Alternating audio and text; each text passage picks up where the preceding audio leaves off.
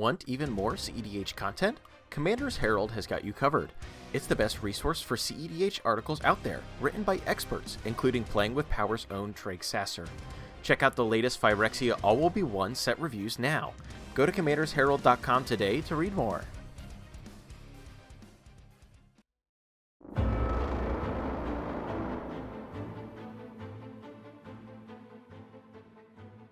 Hello and welcome to the Playing with Power podcast, the podcast where we talk about all things CEDH, EDH, and Magic the Gathering. I am your host, Ashani, aka Jamaican Dude, and today we have a fantastic, superb, awesome, absolutely stunning human as our guest today, TimmyT 1000. How are you, sir? I'm doing good. I don't know how to follow that up. I mean, listen. Don't worry about that. I'm just saying. All right. Before we go any further, I want to talk about our sponsors. TC Rockets has one of the largest selection of toys, comics, and games in San Diego, with thousands of MTG cards being added to the online store every morning. You never know what deals you'll find in tcrockets.com. You can also keep up with the games by tuning in to their Twitch stream every Tuesday and Friday for live paper magic. Fuel up and check out TC Rockets today.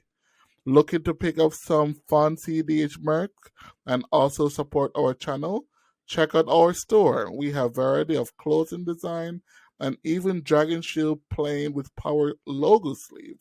Check out the podcast description for more information. And our patron shout out for this episode is Tony. Tony. Alrighty. TimmyT 1000. Tony Cerrone. The godfather of webcam. How are you, sir? How are you? I'm good. You're just going to keep saying that over and over. Absolutely. I'm going to keep saying that over and over because you, sir, is the reason I am where I am and sitting here. So, yes, I will say that. But yeah, tell us about you, Tim. Tell us about TimmyT 1000. Well, where do you want me to start? Whatever your heart desires. Well, there was this little hospital back home in St. Louis in the year 1979. Oh, we're going way back then. No, I'm just kidding. All right. So, I got into Magic when the dark happened.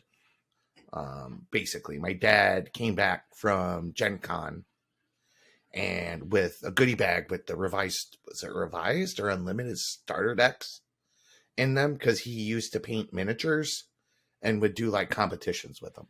Nice. And so him, my stepmom, and my stepbrothers and sisters, and we all got in. So it was like 93, I think. I was in 8th grade and played through till about Mercadian Mask. A lot of people got out about that time. I mostly got out because I turned 21 and worked in a bar and a restaurant, so kind of got involved in all that. And then about 6-7 years later, I moved up to Michigan, which is where I live now. Shout out to the Michigan Meetups group. And yeah. And a buddy that I worked with at a restaurant found out that I used to play Magic and kept pestering me into playing with him. Mm-hmm. So finally, after about a summer of him bugging the shit out of me to do it, shout out to Andrew. I bought a Ravnica pre-con that isn't one. Okay. And because back in the day, counterburn, like blue-red counter spells and fireballs and lightning bolts, that used to be my shit. Mm-hmm. Shivin' Dragon people to death, stuff like that. And so I bought that. I don't know what he bought. We played, and things just like escalated fast. Right. Within like a month, we got into Legacy. And then, legacy scene around here, I kind of helped cultivate that for a while. Like, I may not have been officially the guy holding it together, but if we had 12 people at the shop, 6 of them came with me, kind of thing. A lot of the guys graduated college, or my buddy got married, blah, blah, blah, blah. I got married. And then I started playing Commander with some of the guys that still played Magic that I played Legacy with. So me and my buddy kind of basically would just play 1v. I would help him play test for when he would go play in Commander events, essentially. So unfortunately, he moved away probably about 4 hours upstate. Okay. And he kept bugging me into playing online with him. And we found out about this place called, I don't know, you might have heard of it, called CEDH. Yep, I know about it. Yeah. Pretty big Discord now.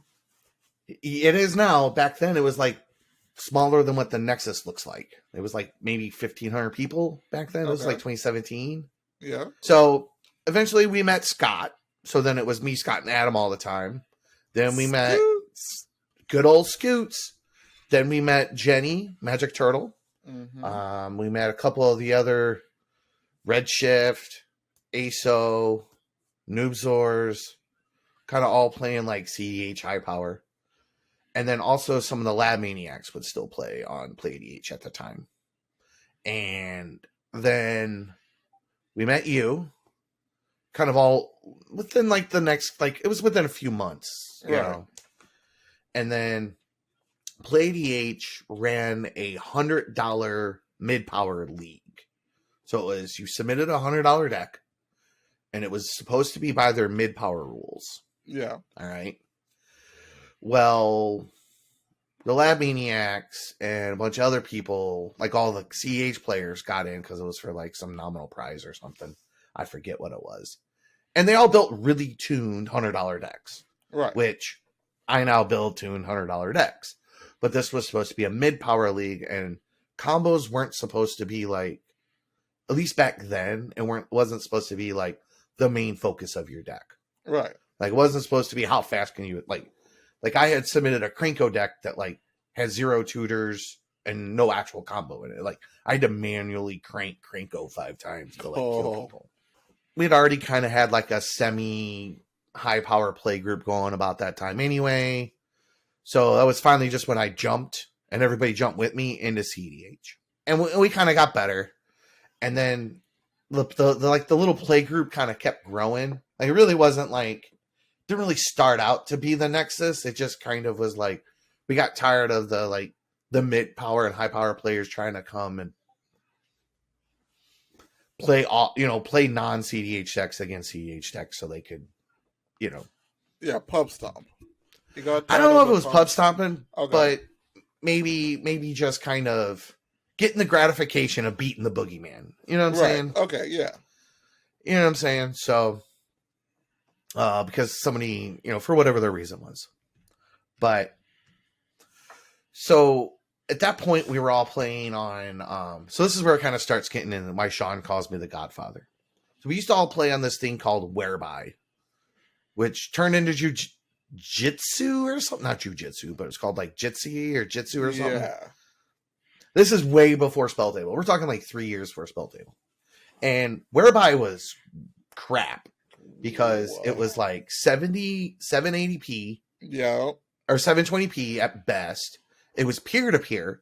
Mm-hmm. So you were uploading your video and downloading 4 individual video feeds at the same time. So it never worked right.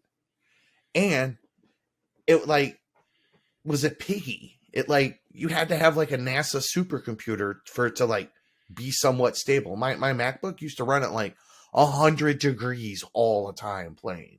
So I set about doing something about it. Yep. And I tried about 45 different video conferencing services in 2017, 2018, early 2018.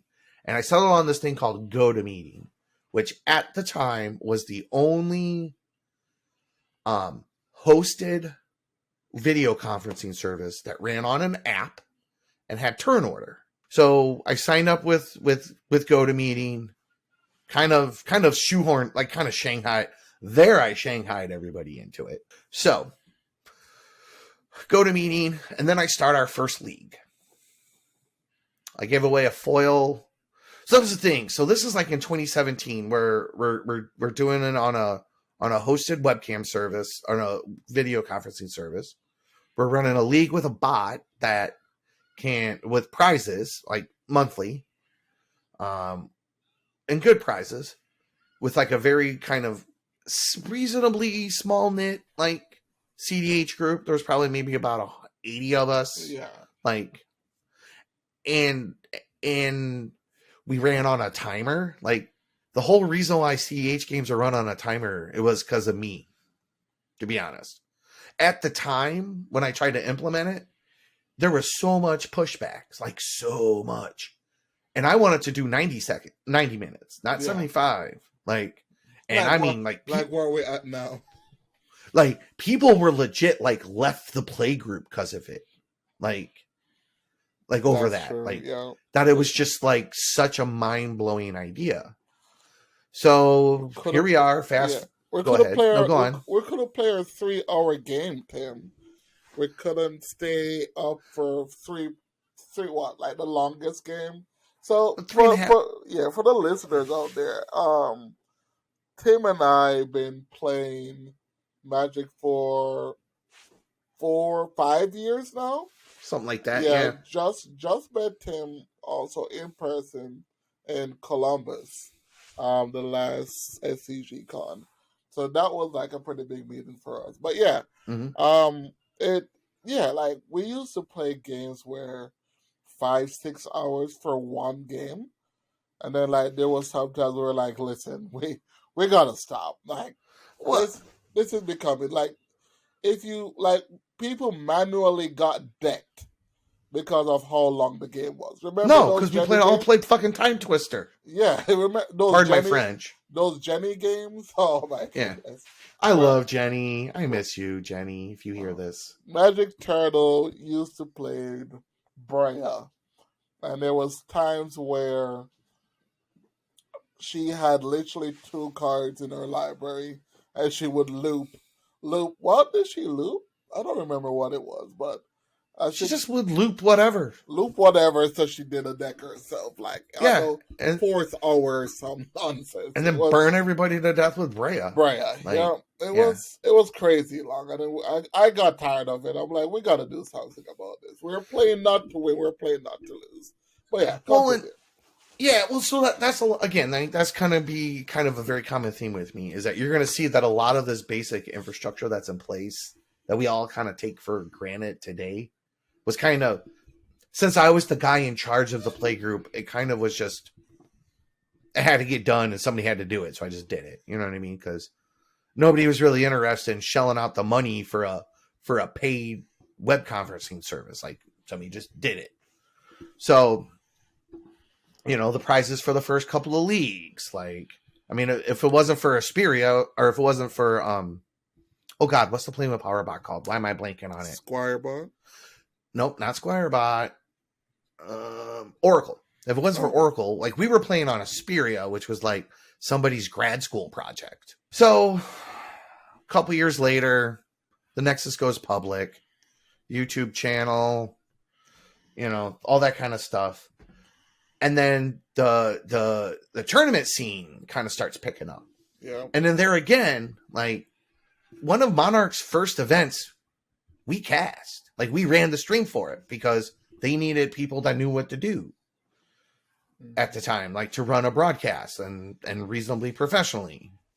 Time Twisted, I believe, is what came out the woodworks first. Yeah, so there was Time Twisted first. Like, so that was another thing. So when the Remoras first started kind of like streaming, we said hi to them, we introduced them, we brought them in, we kind of showed them around. They did the tournament. I helped promote it. It was a good thing. They did a few of those. And then when the Monarch stuff kind of started, after kind of Ian got a little, he really just was wanting to do it to get it going. And now that it's going, like, it's not a thing. It's also very demanding to run those types of things. Yes.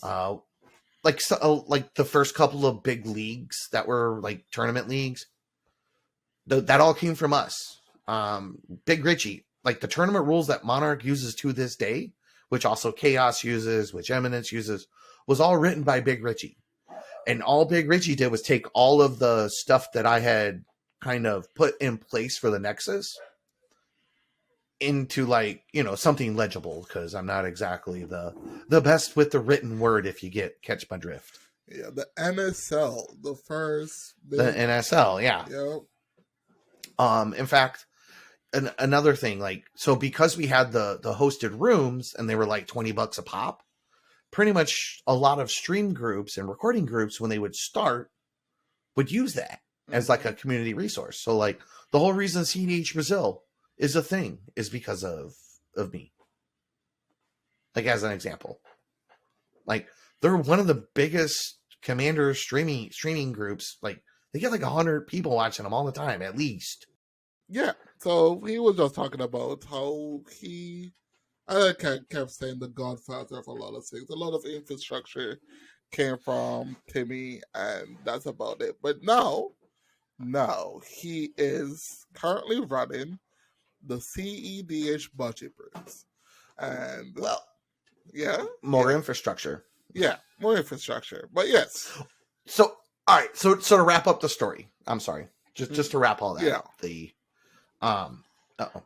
So not only a lot of content groups got their start via me, like a lot of the people in the community that you think of as like big names got their start through me too. Mm-hmm. Like James, one of the DDB managers, right? Squirrel Mob showed up to one of my meetups. I talked him into doing the metagame project. I'm like, yeah, dude, make a Google form. I'll help spread it around. And then kind of brought him in, and now he's helping run that. There's like Looter Scooter is like one of the biggest like online judges. I played her first game with her, helped teach her CEDH, helped her, along quite a bit in some various ways. The whole reason why you can do what you're doing right now, is because I help pull resources to get you a better computer. Like, generally what I do is if there's a problem and I can help address it, I will help address it. And even if I can't address it immediately, I will keep it kind of in the back burner and look for a way to help address it later. Yeah. So that's kind of what led me into doing budget. Yeah. So the budget we'll get to the official budget part in a second, but just to continue along this infrastructure kind of thing, if that's okay, or go ahead. Okay. So the whole reason why I got into doing budget was because when a new player would post on Reddit or go to a Discord or something, and they would have their obviously not CEDH deck, the first thing they would get told is like, basically, your deck is trash, proxy, blah, blah, like just very, very like abrupt, aggressive. And I mean aggressive. Like, very aggressive introduction to new players. Yeah. And aggressive by my standards. And I'm not exactly known for being subtle, if you catch my drift. So much so that I thought it was a problem. And so I started doing the CH budget bruises to kind of like, in fact, the whole reason why I put budget in the title is because it's more catchy for people who don't play CEDH and aren't as like on board with proxy, in which a lot of casual players aren't as much, not saying they don't, but to kind of help kind of get, kind of divert it that way. And then I started kind of like doing budget decks and kind of different budget tiers to kind of help them, like something to start out with, something to kind of move up to. Then finally, maybe when they hit the point where they can't buy the OG duels, I'll just proxy the rest of it. Right. But I own 80% of the deck. Again, more infrastructure. Then I built then some Crushfield, who's one of my admins, built the website. And we hosted all the budget resources as well. And then I also noticed that, there's only one DDB for budgetless decks, right? So we literally only have one voice that is dictated by editorial opinion. Mm-hmm. Okay, that's what the CEDH database is. It is a group of intelligent people. Most of them are my friends, but it's still editorial opinion. It's not data driven. It's not. So when you only have one resource and it's only based on people's opinions, it's going to be skewed however those individuals want. Correct. And all people have bias in one way, shape, or form. Yeah. Whether if it's conscious or unconscious. So I felt two things. One, I felt that there should at least be some alternate resource, even if it's still editorial based, that is not directly the one DDD. Even if it's not a perfect solution, having two places with editorial opinion is still better than just having one. And then the second was, again, more infrastructure, was to begin at least a modest attempt at correlating and tabulating and collecting some of the tournament results.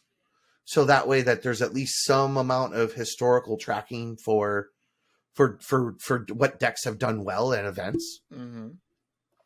And much like how Squirrel Mob does the Data Reaper project, the metagame project, I'm collecting the decks that are making it to the final table in tournaments. Now, while neither one of those collection attempts are perfect, and there's not really enough data to like draw anything empirical from them, like Right. not at all. And James will say the same thing. But just to be able to go back and start looking, like nobody remembers what deck won Oktoberfest 2017, 2019. You know, unless it's like the random dude on the subreddit, like might know, but like most people don't. Or that there even was an Oktoberfest 2019. True. You know what I'm saying? So if our listeners won't wish to visit this, it will be in the show notes also. But just tell us, where can we find the website with all this information? Okay, so the website itself is called budgetbrews.club, and you'll see a $500 tab. Well, first you'll see resources to like all my social media and everything. You'll see resources for budget templates, and then deck lists for tournament finals, budgetless CEDH decks, and then 3 budget tiers of 1K, 750, and 500. Okay. As well as a link to the Budget Brews Discord. Awesome. So that is fantastic. All right. So yeah, continue on the journey. So we're now at the Budget Brews. Yeah. So basically kind of the last bit was just kind of realizing that we need more than one website to host lists on. And just, again, just much like how GoToMeeting was and how the timer was, like the need was just there and I just put it in place. Like I just did what I could. It may not necessarily always be like the most highest production value. Like, my whole point is just that like much with like a lot of things is that my hope is that I'm just simply setting the example and that somebody will come along and do like a more specialized version of it, because I tend to get my hands in a lot of pots. Right. Like I'm essentially running my own YouTube channel. I'm running my own 4,000 person Discord that's focused on teaching new people how to build decks. Every deck list I have to have 5 copies of it because I need to maintain all the different budget tiers. Then I'm also running doing all the content for the website, data management, plus all my own video editing, plus all my own like. No wonder I never have time to play games when you think about it. Yeah. So if people want to help out in the Budget Brews and want to help teach new players, teach new players, get new players into our community, because we also need that, and that's how we want to be able to grow as a community. Mm-hmm. Reach out to Timmy if you got any form of skills that the man needs it. As you can see, he's out here being thin. People, give him some. I'm not thin. I'm chunky. He's a chunky boy, but still, I am a chunky boy. He's out here grinding for the community, and this is what this is for. This is helping our community be better. So I have recently realized on Twitter that you are hosting a budget con. So it's not a budget con. Not a budget con, but it's webcam budget tournament.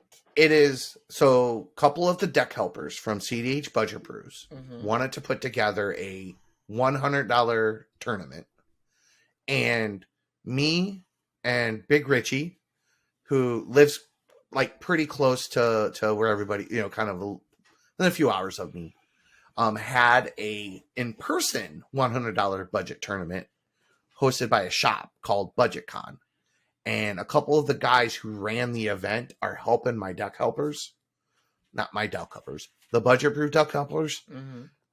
They've all had some amount of TO organization experience between all of them. But they're just organizing a webcam tournament. Okay. There is a document with the registration form.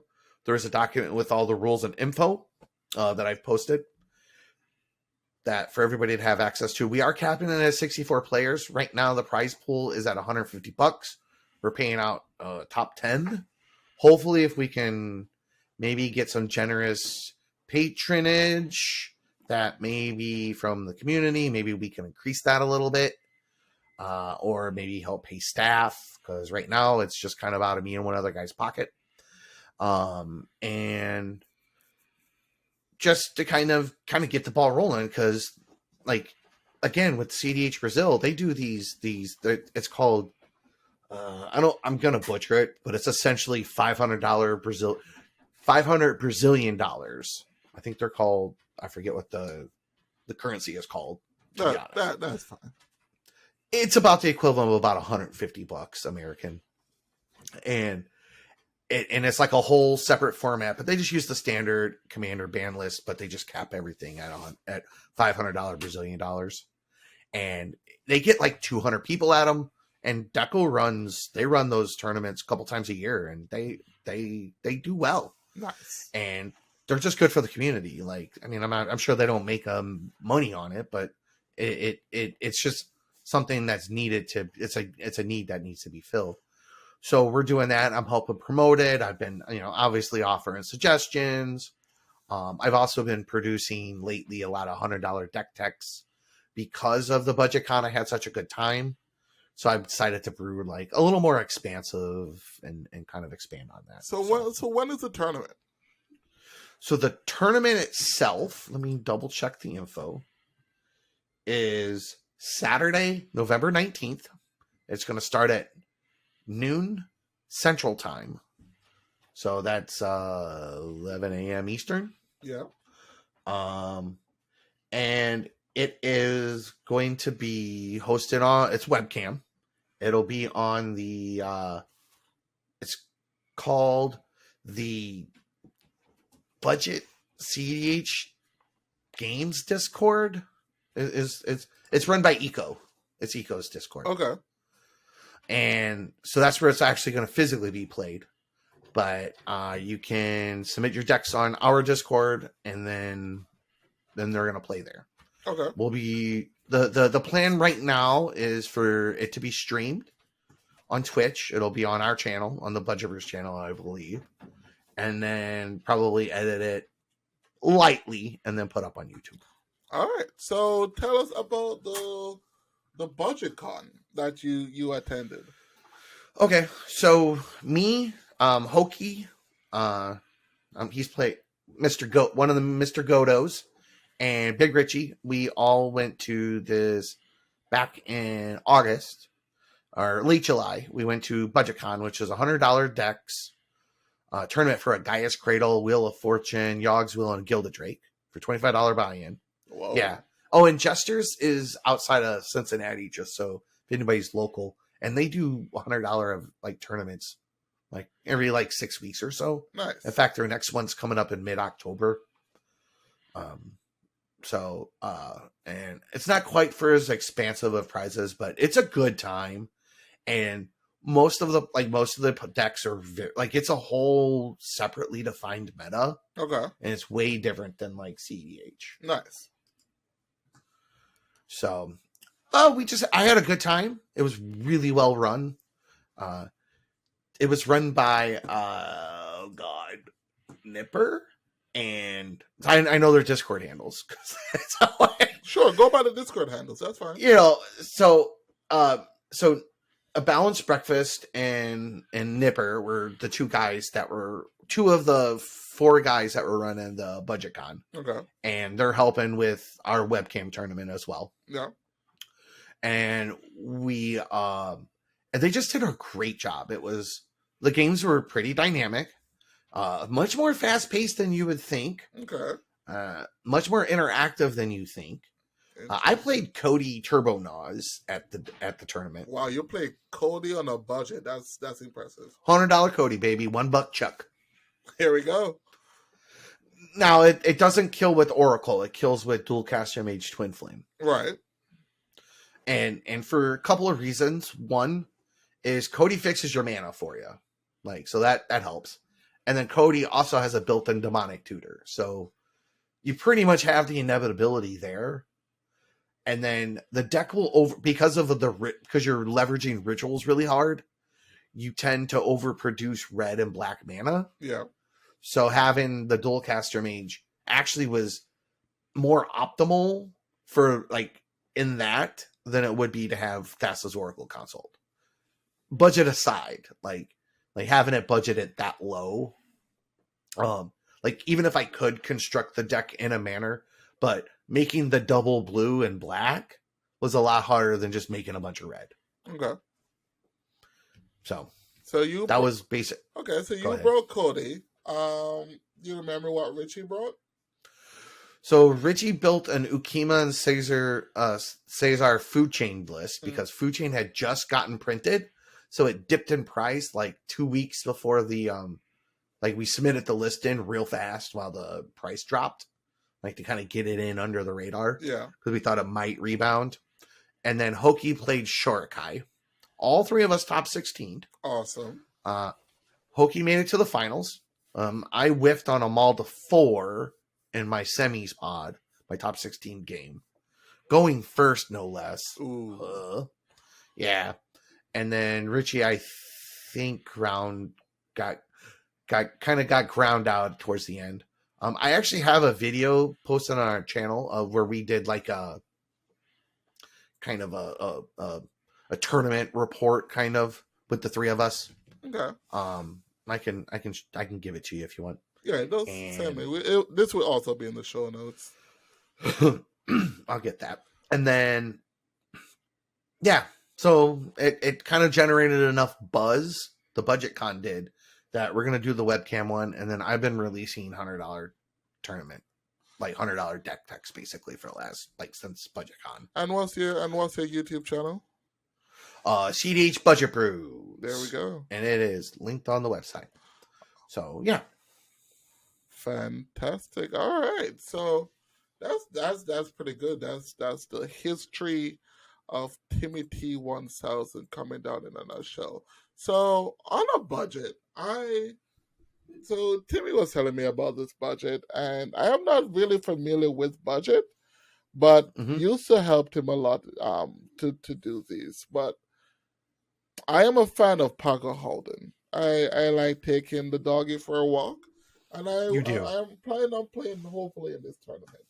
And we are going to just do a quick little talk about budget, $100 budget, Paco Holden. And listen, guys, I played it. Maybe you might see it on a Playing with Power video because I played it at the Columbus.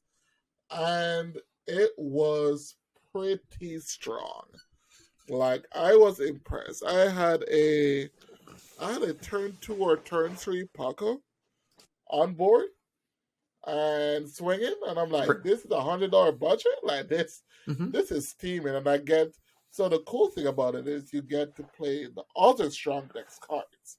So it's you're playing on the budget, but not really, because you get to play all the cool, expensive cards that other people are playing.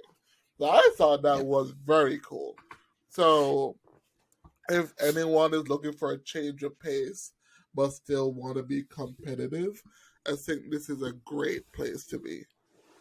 Well, it's approachable, but it's fun because like you can just go buy you probably have half the cards laying around More than anyway. likely, yeah.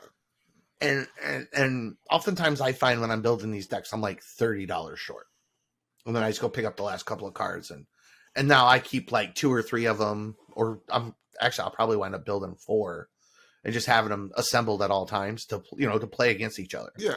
They also play okay in like mid power pods because while the lists are focused, they're really not like power level wise too far out of the range. If people actually interact. I think if you're looking for a good like LGS deck and you like want to like help increase the power level of your local meta, I think these decks are the way to go because you get to play strong decks and like no one is gonna be super like angry or pissed off at you because you're here playing a Cradle or Mox Diamond and your ridiculous ramp. You're doing this fair. Yeah. Fair Magic, but it's very well tuned. So in fact the Paco list. So after playing in the budget con, I kind of came to a few realizations. And Richie agreed with me on these. Okay. Two, what was stick to one plan and do it well. Okay. Dorks are infinitely more powerful than you think. Like that's why the two of the 3 decks that I'm really kind of hankering for are Teamer, because red and green give you pretty much all of the best fast mana in this sub format. Okay. As well as then you have the blue interaction. So I think that like Teamer's really strong, especially if it's like a good like commander or commanders. So the thing with Paco, particularly, one of the reasons why I kind of brewed in the space was that I thought that if you could have like good ramp, good interaction, and like good fast mana, good interaction, and like a reasonable clock, that Paco would be good because you can snag all of your opponent's removal, all your opponent's interaction, protection, stuff like that. I personally found I probably played about 30 games on the deck since I built it. And I kind of found that while it dominates the game really hard, it kind of has a little bit of a struggle closing it out. Yeah. So since then, I have done a little bit of tweaking. Like Sean pointed out after playing the game, after playing the deck a little bit, it needs a couple more ways to recycle the extra turn spells, as well as more things to kind of give Paco evasion. I did find that very much the truth. That's why like cards like Cadiz are really good, because while Cadiz isn't an extra turn spell, it ostensibly is because it speeds up your clock. Yeah. And then we also added a little bit like some more like equipment that kind of give haste and give shroud. Trample, yeah. Yeah. So the idea was that you could essentially build like a Delver deck where you stick one threat and then just protect it till you kill everybody. But to be honest, while Paco I think is strong and there is something there, it does need a little bit of tweaking. I think that Yuriko will be really strong. And Yuriko was featured in a Playing with Power budget video, and it won the game. So here's what makes Yuriko so good. Like, it kind of solves the problem with Paco. So the problem with Paco is that your Paco hits one person at a time. Yeah. Yuriko does burn, but it hits everybody. Yeah. So they both have the built-in card advantage. They both have the built-in fast clock. But Yuriko will, instead of pressuring one person to make them do something stupid, pressure the table. It pressures everybody at the same time. Yeah. Also, you play a much higher density of ways to give Yuriko evasion. And Yuriko always costs 2 mana, basically. Like, very rarely does it not. So, I think that I brewed a Eureka deck. My buddy Eco, who's helping run the budget tournament, has built it in paper and has played it and has given me very favorable results about it. Says that's really strong. I also built and I've been playing this quite a bit, especially at my LGS, and it's got a pretty good record. I can't say it's like definitive, but Tropical Malcolm. Ooh. So Tana and Malcolm Mm-hmm. with the Glenhorn Buccaneer and the Eldritch Evolution and the Niv Parun with all the curiosities has been really strong because you get all of the strengths of Paco in the overall deck construction, where you get the same ramp, you get the same interaction, same tutors. But now you have 2 1-card win cons essentially with the commander. Well, you have 1 1-card win con and then 1 2-card win con that works with your commander. Because Niv with curiosity will draw your deck. And then you can make treasures. But then you can also use all the different curiosity effects to like just as card advantage. So a lot of times when I'm playing Tropical Malcolm, I'm just throwing the curiosity on like an electrostatic oh god, the pinger? Yeah, like on a pinger that pings everybody, and then just drawing 3 on it. And I'm just burying them in card advantage with it is most of the time. But Paco it was kind of built on the similar principle. Yeah. So I think that what Paco needs is it just needs to have itself smoothed out a little bit to get the like correct density of extra turn spells that don't exile themselves, and then some ways to recycle it, like to kind of put them back so they're a little bit easier to chain. Like while you're not chaining them infinitely, just to be able to like have a slightly higher density of ways to chain them. Okay, because you know what I'm saying. So for all the Teamer fans out there, if you're Teamer Pirates, because I also am a fan of the Teamer Pirates, and I'm a fan of I'm just a fan of Teamer in itself, but yeah, no, Teamer Malcolm Tana is a very strong deck. At a fully budgetless version, like we in the CEDH community see that it's a great win con as Buccaneer, and your win con is in the command zone, so you can't get better than that. And hit him with Buck Nasty. Yeah, and if you just love playing Niv, like I'm a Niv fanatic, like here we go. So right, yeah, definitely for come and play budget. Well, and that's what's nice. Like, if you pick up that Tropical Malcolm deck, you can literally just shift it up to the 500 build, upgrade it to 750, upgrade it to 1K, and then upgrade it all the way up when you get ready to proxy. There you go. And that's pretty much it. You just need to find a deck, find a strategy that you enjoy, and you'll eventually start upgrading it. And before you know it, you'll be playing CEDH. And it's just as simple as that. Tim been doing this for a while, so it's awesome actually. Personally, it's all about and that's how we have to work as a community, I believe. So when we get new players in, right, we get to, instead of just dogpile them and say, your deck is bad, let's just tell them that, hey, build this deck and then build it with the cards you have, and then slowly you'll get to where you need to be. Yeah. Well, and I do want to make a distinction here. There's a difference between like protecting the integrity of a play group versus telling somebody what they can do in their play group. You know what I'm saying?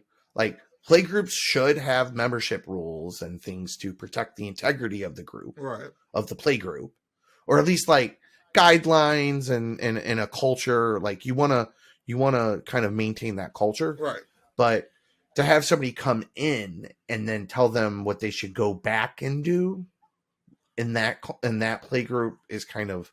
So I actually have a list of questions that I ask people when they kind of have like an oddball idea or kind of something that pretty obviously isn't CEDH. Okay. And then I also have a video about the difference between streamlining and optimizing as well. It's a little long-winded, but it's like, good information. Yeah, check out that video, guys, if you're definitely interested in great deck building. I think Tim teaches a lot of good deck building in his Budget Brew videos to get fundamentals, and then from the fundamentals you can get to tune and optimize your deck. Right. Well, and I'm good at getting you started. Like, in case another common theme is getting the ball rolling on stuff. Right. You know what I mean? I'm looking for that damn Streamliner video. I just posted it. You don't have to worry about that. But no, we'll eventually just go to the CEDH Budget Brews on YouTube and scroll through it, and you will see it. You asked me an oddball question. I'll hit the. Yeah, you're fine. But anyways, yeah. So that's pretty much it, guys. This is a lovely episode. We will hopefully we won't take this long to come up with another episode. I do promise about the hiatus. But Timmy, any closing remarks?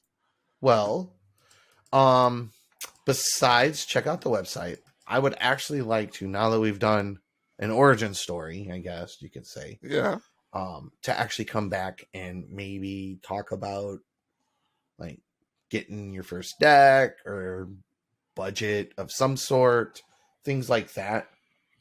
Like a little more focused on that, I guess. Okay, sure. Actually,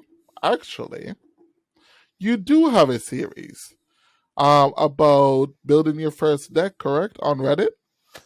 I have an article series. Yep, it is. I gave you a link to it. Yep. So the article series is about from Precon, I believe. No, that's a different one. That's actually a Precon upgrades article series I did. Okay. This is more of like how to build your first deck kind of from scratch. So the first, and like what the process is to go through it. And that doesn't mean like necessarily brew it from scratch. The first one is like asking yourself a bunch of questions.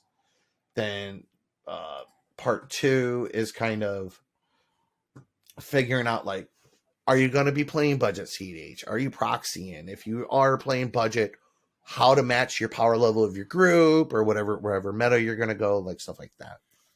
Okay. All right, cool. So we'll definitely do this again another time where we can really talk about a budget thing. But we're going to wrap this up. A big thanks to our sponsors, TC Rocket.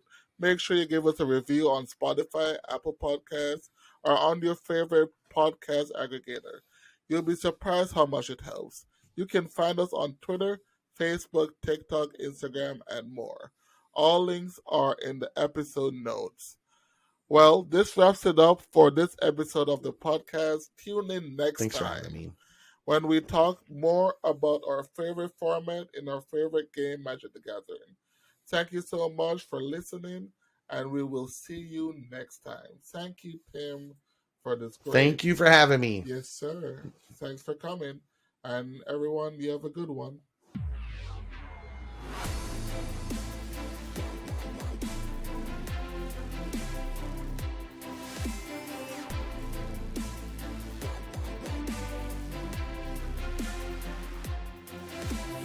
Want even more CEDH content?